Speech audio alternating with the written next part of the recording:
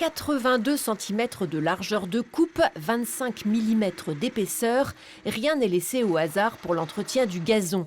Les techniciens de la ville ont même participé à une formation à Clairefontaine, le centre d'entraînement national. On a eu un schéma de tonte présenté par la FIFA, donc on a des mesures à respecter. Donc on met les cordeaux et on suit le cordeau pour avoir une tonte droite. La tondeuse, elle, vient tout juste d'arriver à Fougères, offerte par la Fédération internationale de foot. Un engin haut de gamme de marque anglaise qui, au moins 2 fois dans la semaine, doit participer à densifier la pelouse pour éviter que les joueuses ne se blessent. Car ce stade du Paron à Fougères va servir de terrain d'entraînement tout le mois de juin aux équipes féminines de Chine, d'Écosse et du Chili qui vont jouer à Rennes. Une fierté pour Fougères qui s'est battue pour être retenue. Après avoir accueilli 4 fois le Tour de France ces dernières années, elle sait ce qu'elle peut retirer d'un tel événement.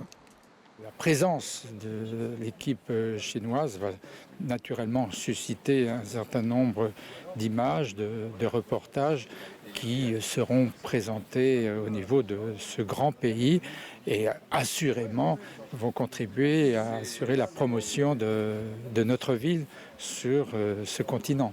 Des retombées en termes de visibilité, de notoriété auprès des touristes du monde entier, un argument bien compris aussi par les propriétaires du château du Bois-Guy, hôtel 4 étoiles situé à Parigny. C'est vrai qu'on ne correspondait pas à 100% à tous les critères, notamment en distance par rapport au stade rennais, au Roison Park. Et bien évidemment, il y avait peut-être des doutes sur la capacité hôtelière, etc. Et donc, on n'était pas retenu dans une première phase. Et donc, j'ai pris l'initiative d'aller directement à Zurich, au siège de la FIFA, de taper à la bonne porte. Et ça s'est fait de cette manière-là.